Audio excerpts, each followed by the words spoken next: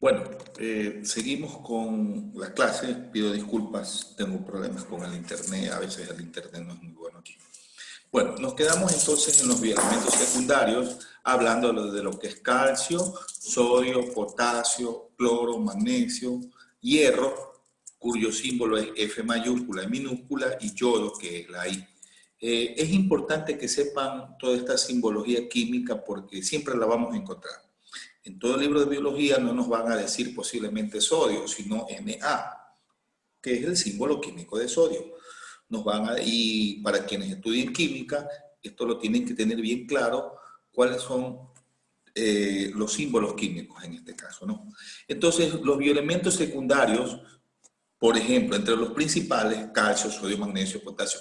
¿Para qué sirven estos bioelementos secundarios? Para agregar más cosas. Por ejemplo, ustedes han escuchado el término proteínas. Muy bien. Las proteínas se forman de aminoácidos. ¿Y los aminoácidos de qué están compuestos? De carbono, hidrógeno, oxígeno, nitrógeno. Muy bien, esa es la base. Pero hay 20 clases de aminoácidos hechos por chón. Pero adicionalmente unos tienen calcio, otros tienen fósforo, otros tienen hierro adicionado y ya los hace diferentes. Y esa unión de aminoácidos con bioelementos primarios y secundarios ya vienen a formar proteínas, que es algo superior. La unión de aminoácidos hacen las proteínas. También hay otros elementos que no es que carecen de importancia, pero que sin embargo van en pequeñas cantidades. Por ejemplo, tenemos el flúor y tenemos el cobre. El flúor es un elemento muy importante para nosotros, principalmente para los dientes. Volviendo al tema del método científico, la gente se dio cuenta, hace muchos años se dieron cuenta de la importancia del flúor. Notaron que las personas que toman agua de mar periódicamente, que debe ser que la costa, no sufren, por ejemplo, de enfermedades cardiovasculares. ¿Por qué? Porque hay elementos que tienen ácidos grasos complejos que evitan esto. Pero bueno, creo que me desvié un poquito. Yo les estaba hablando del flúor y me acordé de otra cosa. Me perdonen. El flúor es importante porque en un pueblo de Norteamérica, que es Titusville, se dieron cuenta que el agua de ese pueblo tenía flúor. Y, oh sorpresa, nadie tenía muchas caries, nadie tenía dientes dañados. Y la diferencia era respecto de otros pueblos donde sí las caries de los habitantes eran abundantes, es que esa agua de ese pueblo no tenía flúor. Entonces vino el método científico. Ah, mira, hay una observación. Observamos que esta agua tiene flúor y los habitantes tienen poquísimas caries. El otro pueblito tiene un agua que no tiene flúor y la gente tiene caries en cantidad. Se pusieron a investigar, a observar, hicieron una hipótesis también, así mismo, ¿correcto? Hicieron una hipótesis, leyes, comprobaron y llegaron a la conclusión de que el flúor es un oligoelemento esencial para los dientes y de esa forma se previenen las caries. Esos son los oligoelementos. Otro oligoelemento grande es el cobre. Tenemos también al zinc. Tenemos al cobalto, entre otros. Bueno, hasta ahí es la clase que nos toma lo que es los bioelementos, las moléculas también. Quiero que vean aquí la tabla periódica de los elementos. Yo sé que esto no es química, me van a decir, pero la biología y la química son dos primas hermanas, van cogidas de la mano. A veces, para explicar ciertos fenómenos de la vida biológicos, eso lo explica la química. Y a veces la química necesita de la biología para poder expresar sus conceptos. La tabla periódica de los elementos. Aquí está. Hay los elementos. Quiero que noten algo aquí, que en el libro está muy, muy, muy bonito. Están todos los metales y no metales de la naturaleza. Pero aquí los han agrupado por orden de bioelementos primarios, bioelementos secundarios perdón un ratito que me desconcentraron. ¿Qué pasó?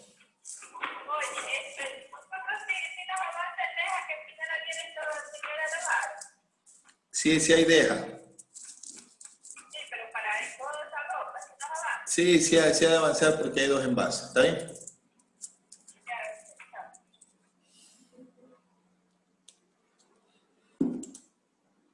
Mil disculpas, ya puse el celular en modo silencio para que no me vuelva a sorprender estas llamadas.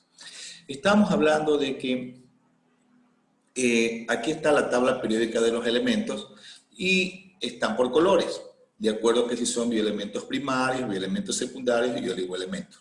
Yo les decía que hay el CHON, carbono, que está con la letra C aquí, nitrógeno, hidrógeno, oxígeno, hay fósforo y hay azufre. Aquí están los primarios.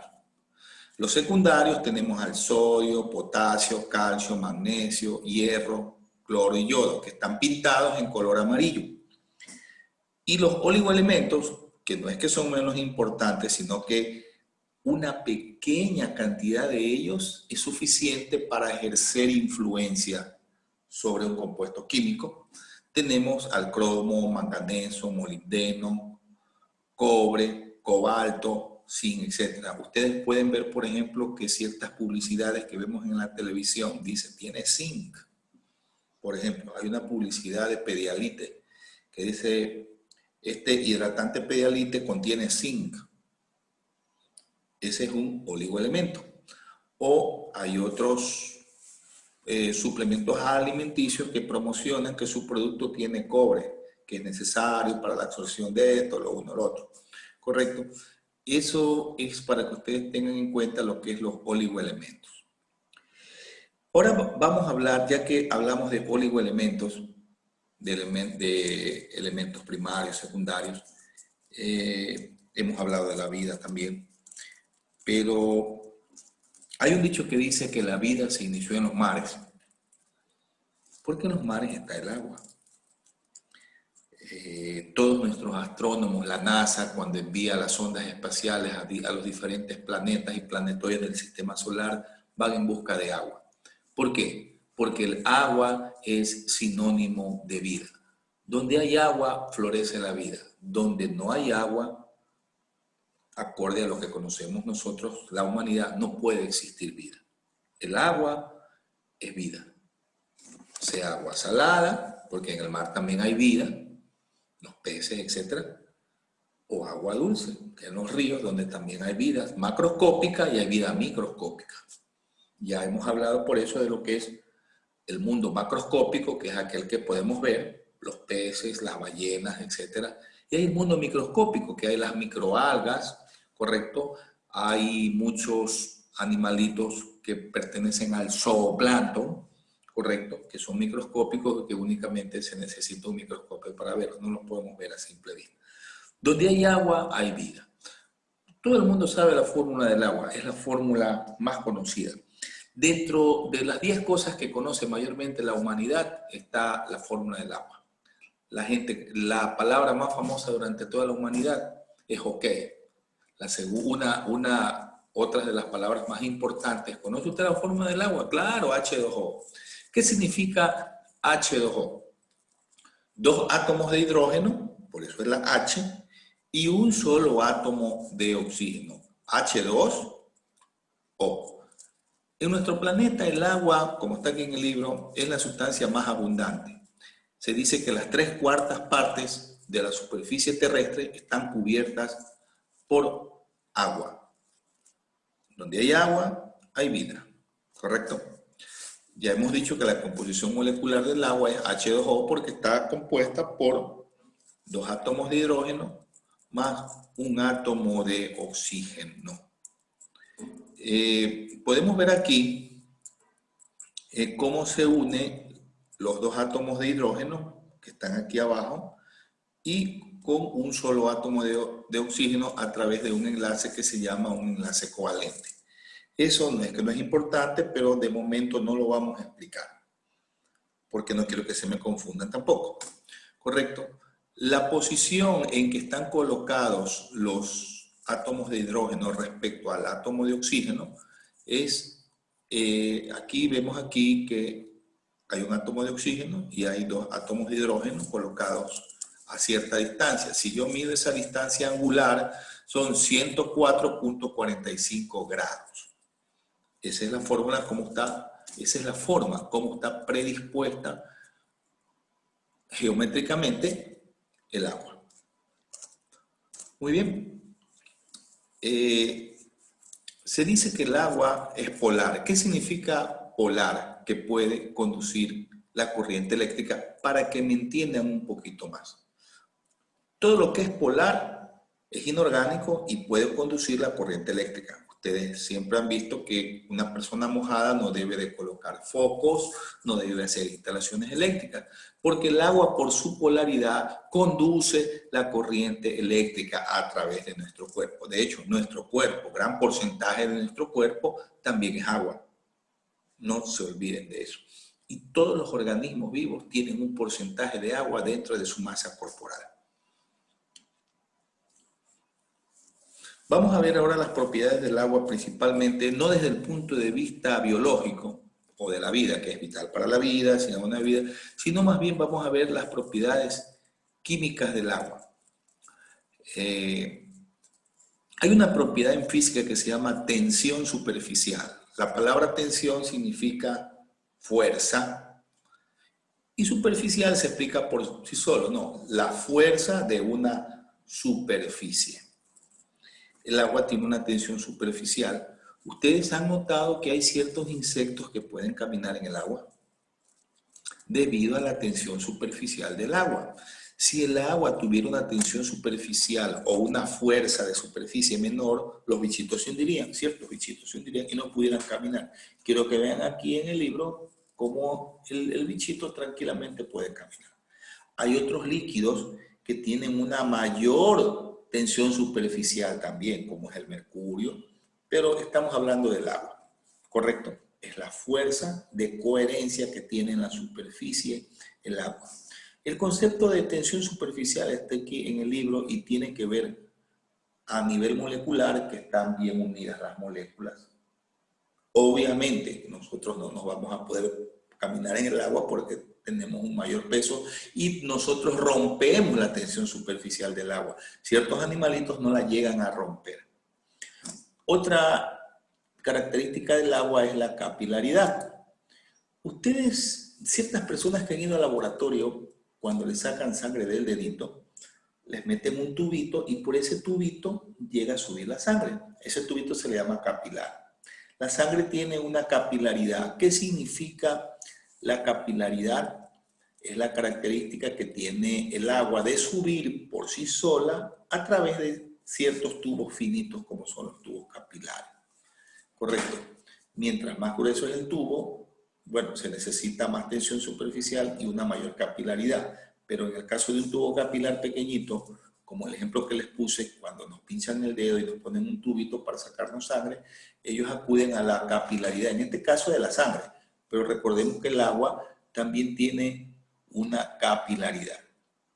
Se dice que el agua tiene un calor específico, muy elevado. En física se considera de que todos los elementos pueden retener calor o expeler calor. Hablemos del agua. El agua puede retener calor, correcto, a elevada temperatura o a menor temperatura. Quiero explicarles algo. La palabra calor existe en física. Calor, hace un calor grande y hay 28 grados de temperatura. ¡Qué calor! Y el día en que hace 32 grados de temperatura, hace más calor todavía, ¿correcto? Sin embargo, la palabra frío no existe en la física. El frío es la ausencia de calor. Mucho cuidado con eso. La palabra frío, nadie dice temperatura, frío de menos 18 grados. No, solo se dice temperatura de menos 18 grados. La palabra frío no existe en los libros de física. Existe es la sensación de frío interpretada por nuestro cuerpo. Un cuerpo que acumula calor, lo sentimos caliente. Pero un cuerpo que no acumula calor, lo sentimos frío. Pero lo sentimos frío. Significa que no es que tiene frío el cuerpo, tiene menos calor del acostumbrado. El agua tiene un calor específico. Se llama calor específico a la energía necesaria para aumentar 1 grado centígrado a 1 litro de agua. Se dice que la capacidad calórica del agua es 1 por eso, 1 kilo por litro. Es decir, para yo aumentar 1 grado centígrado a 1 kilo de agua necesito un calor específico y ese es 1. Aquí dice capacidad calorífica específica, es decir, la cantidad de calor necesaria para aumentar 1 grado centígrado la temperatura de 1 kilo de agua. Correcto. Eso es todo. El calor específico pertenece más al campo de la física, que no es nuestro objetivo por el momento explicar en detalle lo que es el calor específico de los cuerpos, porque todos los cuerpos tienen un calor específico. ¿Correcto? ¿Qué más les puedo decir? Se dice que el agua es el disolvente universal, porque casi lo disuelve todo y usamos agua para disolver cualquier cosa. Disolvemos el azúcar, disolvemos la sal, disolvemos el jugo de naranja, pero no todas las sustancias se disuelven en agua. ¿El aceite se disuelve en agua? No, no. Habíamos dicho que el agua es un compuesto polar. Muy bien. Pero así como hay compuestos polares, hay compuestos no polares, como es el aceite. Sea el aceite de cocina, el aceite de carro, las grasas, las mantecas. Por poner un ejemplo. Agua polar.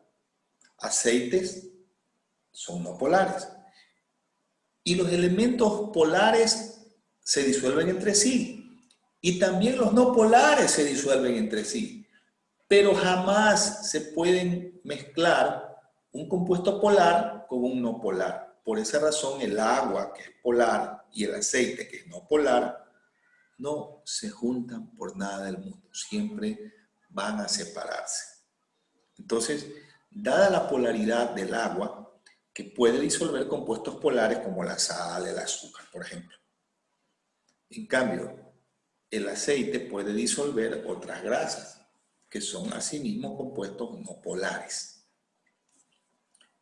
¿Correcto? Otra propiedad del agua es la densidad.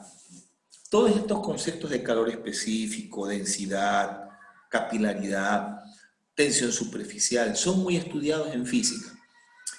Aquí, repito nuevamente, no es que le reste importancia a estos conceptos, pero como estamos en biología, tenemos que darle otro enfoque a todos estos conceptos. Un enfoque más aplicado a la vida. Densidad del agua. Hay gente que relaciona la densidad con peso, y tienen razón. Un elemento más pesado es más denso, y por ser más pesado, se va al fondo. Un elemento menos denso es más liviano y se va arriba. Ustedes han visto que cuando mezclan agua y aceite, el agua se deposita en el fondo del recipiente y el aceite flota. Es debido a la densidad. La densidad del agua es 1. Ese 1 significa que 1 centímetro cúbico de agua tiene la masa de 1 gramo. Tiene 1. El aceite tiene una densidad de, por poner un ejemplo, un aceite comestible, un aceite de soya, de girasol, tiene una densidad de 0.97 gramos. Es menor a 1. Y como es menor a 1, es más liviana, por lo tanto va más arriba que el agua. Ese 0.97 significa que 1 centímetro cúbico de ese aceite tiene una masa de 0.97 gramos. Entonces, mientras más denso un elemento, se ubica en el fondo. Mientras menos denso, se ubica más cerca de la superficie. Ejemplos, agua con aceite. Otro ejemplo grande, agua con gasolina. La gasolina tiene una densidad menor a 1. Pero, por ejemplo, elementos más densos que el agua está el mercurio líquido. Otro elemento, otra sustancia más densa que el agua, por ejemplo, el hierro. El hierro metálico también tiene una densidad. Tienen densidad de 7, por eso se va al fondo en el agua. Correcto. Pero volvamos a la densidad del agua. Sabemos que el agua tiene una densidad de 1. Eso significa que un centímetro cúbico de agua tiene una masa de 1 gramo. O su equivalente, 1 litro de agua tiene una masa de 1 kilo. Por eso es 1. ¿Correcto?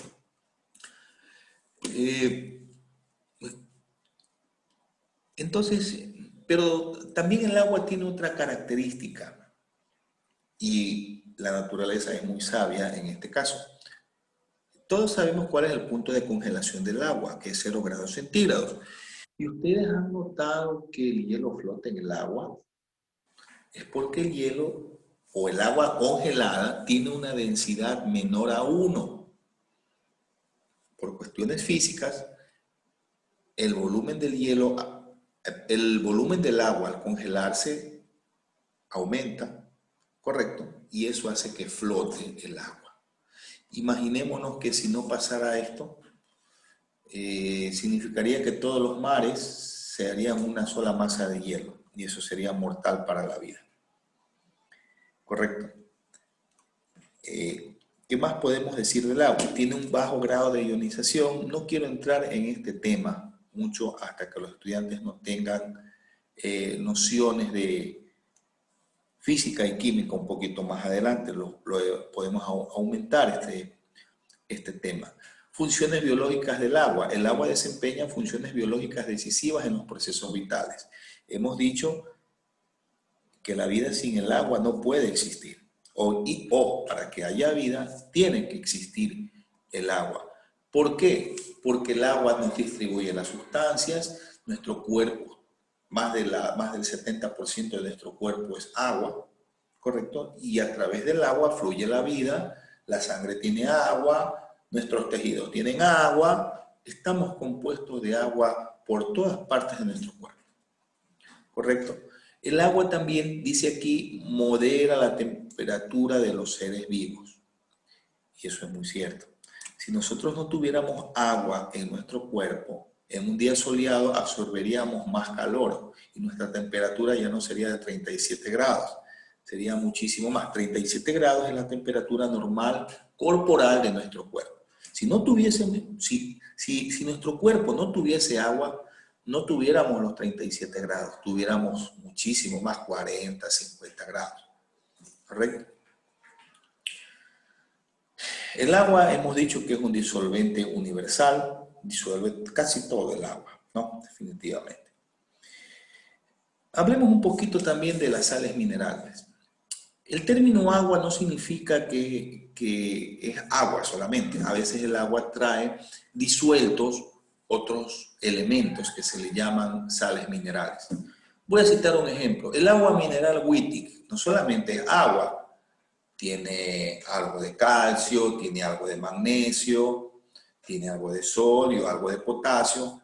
El cloruro de sodio es una sal mineral. El sulfato de magnesio es otra sal mineral. El sulfato de calcio es otra sal mineral. Las sales minerales son necesarias para nuestro cuerpo también, porque las sales minerales se van a depositar, por ejemplo, al sistema óseo. Te dicen por eso que tomes harta leche, porque la leche tiene calcio. El calcio es un mineral y el calcio se va a depositar a los huesos. Mientras más leche tomemos, incorporamos más calcio a nuestro cuerpo. Fósforo. La leche también tiene fósforo. Por poner un ejemplo de lo que es una sal mineral como el calcio, o el cloruro de calcio, beneficiosa para nuestro cuerpo. Al ganado vacuno, junto con sus alimentos, se le da sales minerales, se les da sal, se les da sulfato de magnesio, se les da sulfato de calcio, se les da cloruro de potasio, que son sales minerales que van a promover un mejor funcionamiento y desarrollo del organismo, o sea, de las vacas, y estamos hablando de nosotros, por ejemplo. ¿Correcto? ¿Qué más podemos decir del agua? Bueno, es lo de siempre, ¿no? Sin agua no hay vida. Lo repito, creo que lo he dicho varias veces en realidad. Bueno, eso es todo lo que les quería comentar acerca de esta unidad de Biología 1. Espero les haya gustado. Por favor, como refuerzo, yo les envío, por ejemplo, que vean los videos que están recomendados aquí en el final de la unidad, que por favor lean los resúmenes. Por ejemplo, hablan aquí, el resumen habla del método científico, hemos visto lo que es la microscopía y también hemos visto las biomoléculas. De mi parte, espero verlos en unos días. Cualquier comentario, por favor, háganmelo saber. Muchas gracias.